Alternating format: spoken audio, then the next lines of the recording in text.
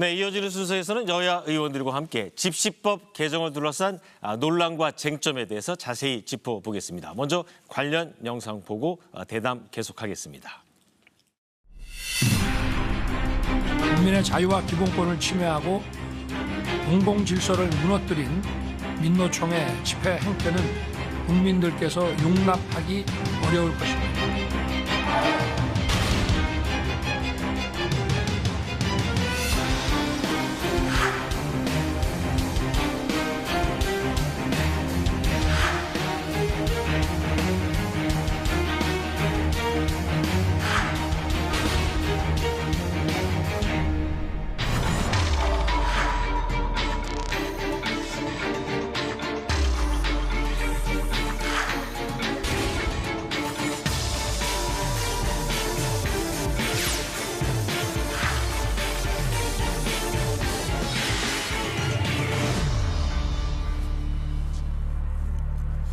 네, 이번에는 집시법 개정과 관련된 여러 가지 쟁점을 짚어보겠습니다. 함께 말씀 나누실 분들 소개합니다. 김형동 국민의힘 의원 함께하셨습니다. 안녕하십니까? 예, 김형동입니다.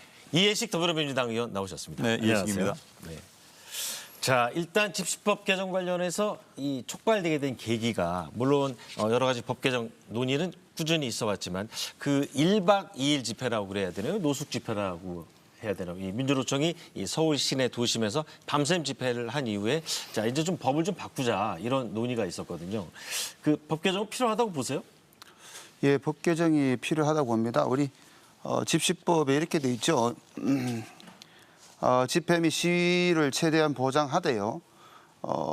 시위 보장뿐만 아니라 공공의 안녕 질서가 적절히 조화되도록 해야 된다라는 취지가 담겨 있는데 1박 2일 노숙 집회 같은 경우는 이 법의 취지를 벗어나도 한참 벗어났고. 왜 벗어났다고 보십니까? 그림을 한 장 보여드리겠습니다. 아까도 영상이 짧게 지나갔는데 이게 지금 거꾸로 그날 거꾸로 좀 죄송합니다. 네. 이게 그날 있었던 영상입니다. 네.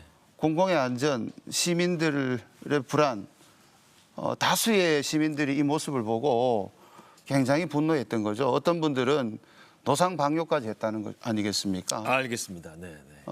내용은 아직 구체적으로 정해지지 않았습니다만은 야간이 아니고 심야 말입니다. 심야에서도 도심에 이와 같은 행태를 막을 수 있는 법 제도적 보완은 분명히 필요하다라고 네. 보입니다. 이 의원님도 이 집시법 개정에 관해서는 개정할 필요가 있다고 보시나요?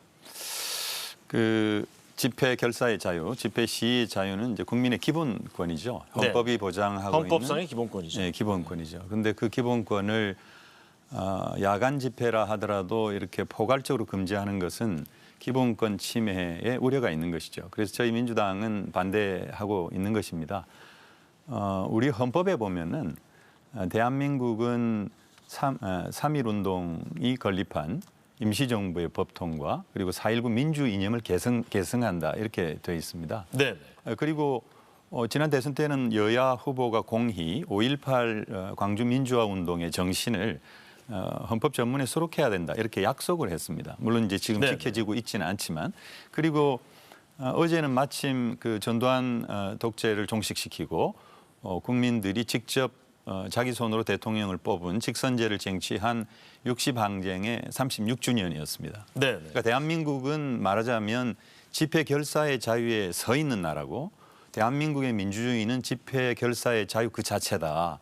그렇게 볼 수 있죠. 그래서 알겠습니다. 야간 집회라 하더라도 이것은 안 된다 이렇게 봅니다. 네. 자 그러면 이제 두 당의 대표분들은 과연 이 법안에 대해서 어떤 입장을 갖고 있는지 먼저 그 윤재욱, 이재명 두 분의 말을 먼저 듣고 계속 이어가도록 하겠습니다. 여야의 입장차를 떠나 현재의 취지에 맞게 입법적 조치를 하는 것이 당연하며 지금 입법적 조치에 나서는 것도 늦어도 한참 늦었습니다. 그동안 정부의 미온적인 대응으로 초래된 잘못된 집회 시위 문화를 바로잡고 과도하게 시민 불편을 초래하는 불법적 집회 시위는 엄정 대응할 것을 약속드립니다. 정부 여당이 야간 집회 시위 금지법 제정에 나서겠다고 합니다. 정권의 실정에 대한 풍자를 탄압하는 것도 모자라서 이젠 집회의 자유마저 박탈하겠다는 의도를 노골적으로 드러내고 있습니다. 헌법 정신에 어긋나는 명백한 위헌적 발상입니다. 네, 집시법 개정 관련해서 이제 쟁점들을 하나씩 짚어보면 집시법 10조 이제 시간과 관련된 사안입니다. 지금 현재 집회와 시위에 관한 법률 10조는 어떻게 되어 있냐면요. 누구든지 해가 뜨기 전이나 해가 진 후에는 5개 집회나 시위를 해서는 안 된다. 이게 어떻게 보면 다소 좀 애매하게 돼 있다고 이제 헌재에서 지적한 네. 측면이거든요. 그래서 헌법재판소에서 판결을 헌법 불합치 판결이 이제 보시는 대로 한번 나왔고요.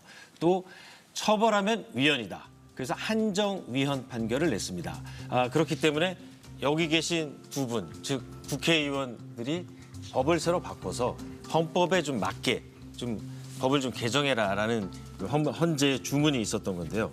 자, 그러면은 이 야간 집회 어떻게 해야 될까요? 뭐 안이 있으십니까? 예, 안이 있죠. 안이 더 나와 있습니다. 여기 이 안은 2020년도에 윤재욱 의원이 대표 발의한 거고요. 네. 요거는 민주당의 전영기 의원이 대표 발의한 겁니다. 네. 사전에 먼저 설명을 드리자면 우리 이재명 대표께서 마치 정부가 야간 집회를 전부 언금한다 이런 식으로 표현을 하셨는데 그거 아닙니다. 심야 집회 아까 보셨지 않습니까? 노상 방뇨하는 그런 집회는 집회가 아니다라는 것이고 좀 전에 우리 사회자께서 말씀하셨습니다마는 2009년, 2014년 두 번의 헌재 결정이 있었습니다. 한 번은 헌법 불합치, 한 번은 한정위헌인데 특히 한정위헌의 취지를 보면 해가 지고 나서 자정까지 그것도 야간이지 않습니까? 그죠? 여기에 대해서 집회를 금지하는 해석을 하면은 그거는 위헌이라는 취지입니다. 반대 네네. 해석상 자정부터 해 뜨기 전이 어떻게 되는지 모르겠습니다만은 여름 같은 경우는 요즘 뭐 5시, 6시 뜨지 않습니까? 네네. 겨울 같으면 7시간, 8시 뜨는데 아마 그런 취지를 반영 그때는 집회 금지해도 된다는 취지가 담겨 있는 것이죠. 그리고 우리 윤재욱 원내대표께서는 그 시간대를 자정부터 6시로 정했고요. 우리 존경하는 전용기 의원님 비롯해서 민주당 의원들은 자정부터 7시까지로 정했습니다. 알겠습니다. 이 부분은 어느 정도 사회적 합의가 이미 이루어진 것이기 때문에 자, 네. 심야에 시민들의 불편을 주는 그런 집회는 이제 자, 나가야 그러면 이 의원님 밤 12시부터 새벽 6시까지 이 6시간 동안은 5개 집회를 좀 금지하자. 이 부분에 대해서는 어떤 입장을 민주당은 갖고 있는 거죠? 그러니까 그 집시법 8조에 보면은 네네. 집회 시위를 제한하고 금지하는 그런 경우가 딱 그 명시돼 있습니다. 예를 들면 이제 집단적인 폭력, 손괴, 방화 이런 일이 그러니까 공공안녕 질서를 아주 직접적으로 침해한다 이렇게 네. 판단이 되는 경우 그리고 교통 소통에 필요하다 이렇게 판단이 되는 경우 또 사생활의 평온을 해친다든지 심각하게 해친다든지 그리고 법에는 뭐 뚜렷하게 해친다 이렇게 돼 있습니다. 네. 그리고 학습권을 뚜렷하게 해칠 경우 이런 경우에는 집회 시위를 제한하도록 되어 있습니다 이미. 그래서 이 야간 시간을 통틀어 가지고 그러니까 12시부터 밤 12시부터 아침 새벽 그렇죠. 6시까지 금지하는 거는 반대하시는 거네요. 뭐 그렇죠. 그리고 이제 이 점이 중요합니다. 당시에 노동자들이 왜 집회를 했는가? 그 건설노조 아닙니까? 민주노총의 건설노조입니다. 양회동 씨가 이제 분신 사망을 했는데 이것을 항의하는 일종의 집회였습니다. 지금 뭐 우리 김영동 의원님께서 환노이시니까 잘 아시겠습니다만은 지금 건설노조 현장이 말입니다. 정말 이 노동자들의 생존권이 아주 경각에 달린 그런 그 현장이죠. 네. 매년 400명 이상이 산재로 사망하고 있습니다. 그리고 뭐 불법 하도급이라든가 공기의 어떤 무리한 단축이라든지 이런 것들이 계속 그 노동자의 어떤 근로 환경을 악화시키고 있는 거거든요. 네. 그나마 노조가 나서서 이런 환경들을 조금 더 이렇게 개선하는 그런 일들이 이루어졌습니다.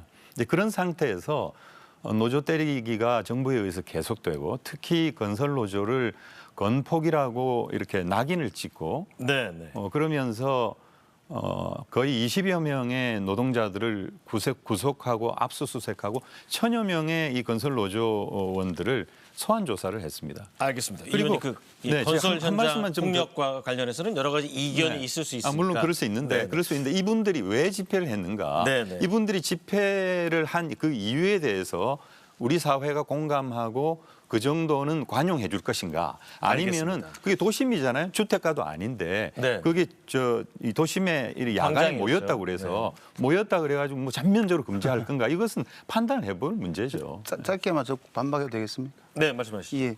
방금 우리 존경하는 이해식 의원님 저하고 상임위도 전반기 같이 했고요. 이 부분에 해박하신데 그 8조는 행태에 대한 규정이지 시간에 대한 규정은 아닙니다. 그리고 이렇게 되어 있습니다. 방금 말씀하셨습니다마는 폭행, 협박, 손괴, 방화 등입니다. 이게 제한적인 열거가 아니고 예시 조항이죠.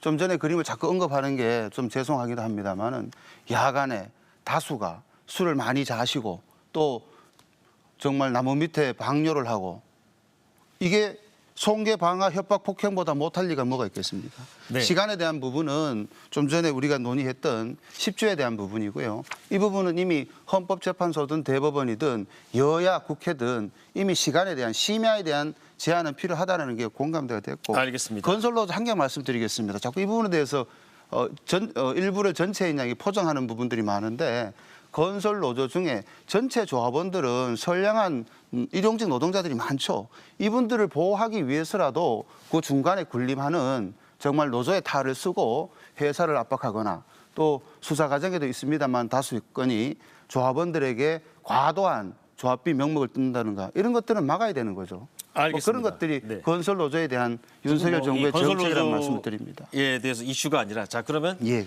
집시법 관련해서 밤 12시부터 새벽 6시까지 국민의힘은 금지, 민주당은 그대로 7시. 허용. 네. 아닙니다. 전용기 의원이 아, 네. 발의했지 않습니까? 여기. 알겠습니다. 오늘 이해식 그 점은 이제 그 점 조금 이제 의견의 차이가 있을 수 있죠. 네 있을 수 있지만 이해식 의원께서는 이제 금지해서는 안 된다라고 포괄적으로 보시는 거죠. 금지하는 것은 위헌적인 요소가 있다 이렇게 보는 거죠. 저희도 그리고 포괄적으로 알겠습니다. 금지하는 것을 네. 찬성하는 건 절대 아닙니다. 심야에 폭행을 아니면 노상방해를 동반한 시간적 제한도 엄격하게 헌재 취지에 따라서 자정에서 6시가 됐든 7시가 됐든 민주당이 하자는 대로 해도 충분히 그 아까 부분은 그러니까 달성할 수 있다고 봅니다. 행태를 규제하는 것이지 시간을 규제하는 게 아니다 이렇게 말씀을 하셨잖아요. 예. 그죠?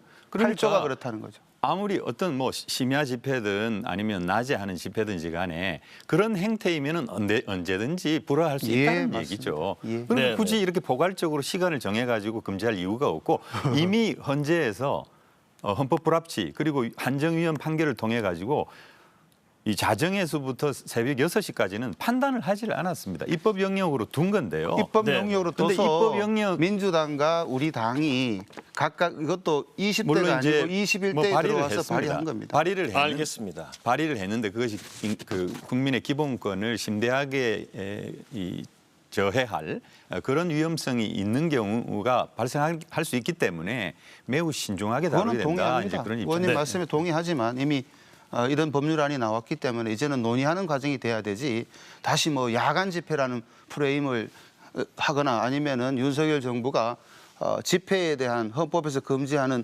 허가제, 뭐 검열제를 도입한다든지 자, 과도하게 알겠습니다. 포장하면 안 자, 된다는 이제 취지의 말씀드립니다. 집회 시간이나 행태 외에 또 다른 또 이슈가 있습니다. 이 집회 현장을 보면은 늘 평화적으로 집회가 끝나는 경우가 상당수 많고 대부분이지만 그렇습니다. 불가피하게 또 폭력 사태로 번지는 경우도 상당히 있습니다. 많이 있어봤고요. 이 과정에서 경찰이 대응을 할 경우에 경찰에게 면책권, 그러니까 뭐 그런 일이 일어나서는 안 되겠지만 예, 쇠파이프가 다시 등장한다든지 이런 폭력 시위가 나타났을 때 그거를 막는 경찰한테 면책권을 좀 확대하는 방안. 자, 이 방안에 대해서 우리 이 의원께서는 찬성하십니까? 반대하십니까? 이게요. 지금 노조 때리기의 어떤 연장선상이다 이렇게 보고 있는 거죠.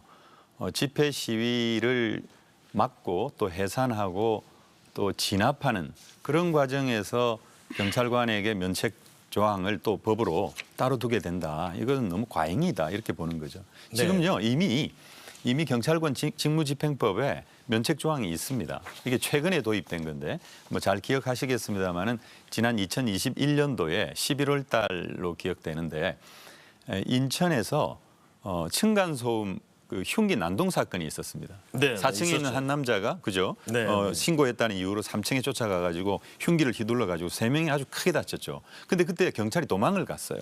네, 네. 그래서 경찰이 이렇게 적극적으로 대응을 하면은 소송에 걸린다든지 여러 가지 화를 입기 때문에 굉장히 위축돼 있고 뭐 도망을 가고 이런 일이 벌어지니까 네. 그때 저희 이제 행정안전위원회에서 경찰관 직무집행법 11조 5를 신설을 해가지고 뭐 살인, 강도, 절도, 가정폭력 이런 범죄 현장에서 공무집행을 하다가 불가피한 어떤 공무집행의 경우, 그리고 두 번째는 경찰관의 중과실이나 고의가 없는 경우, 이런 경우에는 형사처벌을 감경하거나 네. 또 면제할 수 있도록 이미 그 조항이 돼 있습니다. 그 조항으로 충분하다고 보시는 거죠? 충분한데 이것을 네. 집회를 막고 진압하는 과정에서 이렇게 하게 되면은 지난번에 한국노총 금속노련 사무처장 김준영 사무처장을 곤봉을 가지고 머리를 집중 타격을 해가지고 아주 피범벅이 됐잖아요. 물론 이제 그 자체만 놓고 그것이 합법이냐 불법이냐를 떠나서 네네. 이런 과잉 대응을 하게 될 가능성이 크고 인권 침해가 잦게 발생할 소지가 있다. 그래서 이런 입법은 될 수 있는 대로 보수적이어야 하고 굉장히 신중하게 다뤄야 된다 이렇게 생각합니다. 네. 자, 우리 제가 이 의원님은 찬성하십니까? 김 의원인데. 죄송합니다. 김 의원님. 면책 조항을 이렇게 늘리는 거, 경찰관의 면책 조항. 존경하는 우리 이해식 의원님하고 전반기에 행정안전위원회에 있었습니다. 요 네네. 법에 요 개정 일자까지 딱 이렇게 나와 있는데요. 그렇죠. 당시에도 그 트렌드가 보면 이렇습니다. 대한민국의 본권력이 무너졌다 그럽니다. 이 법이 개정된 거는 윤석열 정권도 아닙니다. 문재인 정부 때고 아까 좀 전에 우리 이해식 의원님께서 설명을 잘 해주셨습니다마는 도저히 경찰이 공권력을 행사할 수 없을 정도로 법치와 그 엄정한 법치명이 무너진 거 아니겠습니까? 그래서 그 당시에도 많은 토론이 있었습니다. 법무부나 또 정부 쪽에서는 이게 너무 과잉한 입법 아니냐. 우리 행안위 입장에서는 경찰 공권력이 그대로 제대로 집행되기 위해서는 중과실이 아닌 한 면책시켜 줄 필요가 있다. 네, 알겠습니다. 다른 나라에 비교해 보면은 우리나라처럼 공권력이 무너진 나라가 있습니까? 경찰을 상대로 흉기를 든다? 생각할 수 없고 상상할 수 없는 일이죠. 네. 전체적인 트렌드를 한번 봐달라는 거고 아직까지 이 부분에 대한 강화를 하겠다는 제안은 이제 말씀은 나왔지만은 여당에서 구체적인 제안이 되면은 그 법률안이나 제도에 대해서 다시 한번 여야가 어디가 균형점인지 심도 있게 네. 토론해 보면 충분할 것 같습니다. 알겠습니다. 그 좀 전에 예를 드신 이 의원님께서 예를 드신 그 경찰이 이제 곤봉으로 진압을 했다. 그 부분 관련해서 그 경찰이 반론을 할 수 있는 지금 기회가 없으니까 그 전체적인 상황을 보면 그 시위를 하신 분이 그 칼을 이제 직접 만들어서 경찰을 향해 휘둘렀고 그 과정에서 경찰이 다시 방패를 가지고 와서 막았고 그러면서 이제 서로 이 쇠파이프를 공격하니까 경찰이 경찰봉으로 맞선 그런 상황이 벌어졌다는 점을 말씀드립니다. 일방적으로 네. 경찰이 이렇게 폭행을 한 건 근데요, 아니라는 노조의 상황이죠. 얘기는 조금 다릅니다. 이게 네, 네. 정글도라고 하는 건데 그 난간 7m짜리 난간을 쌓아 올릴 때 이 테이프라든가 로프로 묶는 그 끈을 갖다가 자르는 용도로 이제 그 칼을 썼다는 것이고요. 네. 그리고 경찰이 접근해 올 때 그때 그 정글도는 내려놓고 새 네, 파이프만 네. 가지고 대응을 했다는 거거든요. 네, 그리고 네. 새 파이프도 뭐 동영상을 저도 봤습니다만은 그 경찰의 그 크레인 난간을 주로 가격을 했고 경찰관들은 제압을 하기 위해서 몸을 주로 가격했는데 머리를 집중 가격했는데 이거는 경찰의 물리력 사용에 관한 어떤 방법과 기준에 관한 규칙이 있습니다. 알겠습니다. 사실 이 규칙을 어긴 것이고. 이 정도면 뭐 경찰과 그 노조원 그분 양쪽의 입장이 충분히 반영된 것 같습니다. 네네. 자, 하나 또 이제 포인트로 여쭤볼게. 살수차가 저희가 이제 시위 현장에서 경찰이 자주 이제 해산 용도로 많이 썼는데 이게 2015년에 사라졌습니다. 예. 그 불행한 이제 사망 사고 이후에 예. 자 어떻게 살수차를 다시 경찰이 시위 해산용으로 사용하는 거에 대해서 찬성하세요, 반대하세요? 이게 상황적인 전개가 좀 살수차 이런 표현을 쓰면은 굉장히 강력하게 이렇게 맥히지 않습니까? 받아들이기에. 워딩이 그렇다는 그렇죠. 거죠? 그렇죠. 네. 그런데 살수차가 등장하는 것은 불법 주체가 만연하고 혼잡하고 혼란스러울 때 최후의 보충적 보완적으로 써야 되는 수단이었죠. 그런데 어떻습니까? 사전적으로 공정한 법 집행, 아까 집시법 우리가 논의를 했습니다마는 그런 기준에 따라서 집회가 이루어지고 평화롭게 집회가 진행된다 그러면 시위가 진행된다 그러면은 이런 것들 논의 자체가 필요 없는 것이겠죠. 이번에 5월 중순에 얘기가 나온 것은 좀 전에 자꾸 그 얘기를 들었습니다만 건설 조합원들의 어떤 심야에 그다음에 시민들에게 큰 불편을 주는 그 모습을 보고 그까지 얘기가 나왔습니다. 제 개인적으로는 살수차가 됐든 뭐가 됐든 될 수 있으면 그런 최후의 수단은 등장하지 않고 정치권에서 논의가 되지 않기를 바랍니다. 그러기 사전적으로 엄정한 공정한 법 집행, 경찰 네. 행정 집행이 필요하다고 봅니다. 이 의원님은 그런 장비 다시 도입하는 거에 대해서 어떻게 생각하세요? 2015년도에 백남기 농민 사망 사건을 가져왔잖아요. 네. 살수차가 등장하는 것은 아마 등장하게 되면 8년 만일 텐데 캡사이신도 이제 6년 만에 등장을 했고요. 사실 그 윤석열 정부 윤석열 정부 등장 이후에 이 집회 시위에 대한 어떤 대응 이것이 개념이 바뀌었습니다. 예전에는 사실 이 집회 시위에 대해서는 대화하고 관리하는 그런 방식으로 이제 이렇게 대처를 해왔는데 이제는 아주 공격적으로 체포하고 강제 해산하고 하는 그런 개념으로 완전히 바뀌었어요. 그러다 보니까 캡사이신이 필요하고 살수차도 필요하다 이제 이런 논의가 나오는 것이거든요. 물론 이제 전 정부에서 지금 윤석열 정부는 전 정부에서 완전히 집회 시위를 방치했다 이렇게 얘기를 하는데 네. 가만히 지금 생각을 해보십시오. 문재인 정부 집권 기간 동안에 집회 시위 현장에서 어떤 사건, 사고 불행한 어떤 그런 일들이 있었습니까? 없지 않았습니까? 그리고 네. 경찰들도 서로 이렇게 집회 이 질서 유지인들을 또 집회하는 당국에서 집회 주최자들은 두 개 돼 있고 서로 대화하고 이렇게 잘 관리를 해 왔기 때문에 특별히 이제 그런 문제가 없었던 것이죠. 그런데 알겠습니다. 노조 때리기 또 뭐 노동자의 어떤 집회 시위를 어떤 면에서는 좀 악마화하고 혐오하고 그러면서 동시에 이제 경찰은 가급적 강제 해산을 하고 진압하고 하는 그런 방향으로 나가다 보니까 이런 논의가 시작된 것이다. 그래서 알겠습니다. 네. 이제 저희들은 필요 없다고 보고 있는 것이고요. 네. 이미 이제 살수차 금지 이 법안도 박주민 의원 안으로 지금 내놓고 있습니다. 네네. 자, 이제 두 가지 집회 시간 그리고 경찰 면책 이 쟁점에 대해서 알아봤는데 사실 일반 국민들 입장에서는 집회 관련해서 제일 생활 속으로 느끼는 이슈는 소음 문제입니다. 예. 뭐 직장을 다니시는 분들은 그 주변에 즉 여의도 같은 경우 이제 저 예를 들면 그 공원 앞에 이제 금융감독원이 있거든요. 맞습니다. 금융감독원 근처에는 거의 365일 시위와 집회가 계속 일어나고 있고요. 또 최근에 또 가장 기사화가 많이 됐던 게 문재인 전 대통령이 퇴임 후에 양산에 사저로 갔는데 그 사저 주변에서 굉장한 소음을 일으키는 시위가 계속 있어서 그 문 전 대통령 본인 그리고 가족분들이 굉장히 고통스럽다 이렇게 호소를 하기도 했어요. 자 그러면은 이 소음 규제 지금 현행대로 둬야 된다고 보십니까? 아니면은 좀 말하자면은 집회 참석한 분들은 목소리를 높이고 싶겠지만 그거를 듣는 분들도 같이 입장을 좀 생각해야 될 텐데 소음 규제에 관한 입장은 어떻습니까? 이 소음이 우리 지금 집시법 이런 말 보면은 확성기 등의 사용 이렇게 제한 규정밖에 없거든요. 14조에. 네. 그리고 아마 실제로 경찰이 행정력을 동원할 때는 연거푸 3회 이상 자기들이 정한 그 소음 기준을 오버하면은 해산 조치 요구를 하거나 그러는데 명확하지는 않습니다. 좀 전에 우리 사회자께서 말씀하셨습니다만은 기타 선진국의 입법례도 참고해야겠습니다만은 시민들이 감내하기 어려운 정도의 소음이 지속적으로 반복되는 경우에는 사실 자제해야 되고 그 자제하는 방식이 뭐 해산일 수도 있고 아니면은 집회를 하되 소음 수준을 줄여서 집회를 하든지라는 그런 보완책은 분명히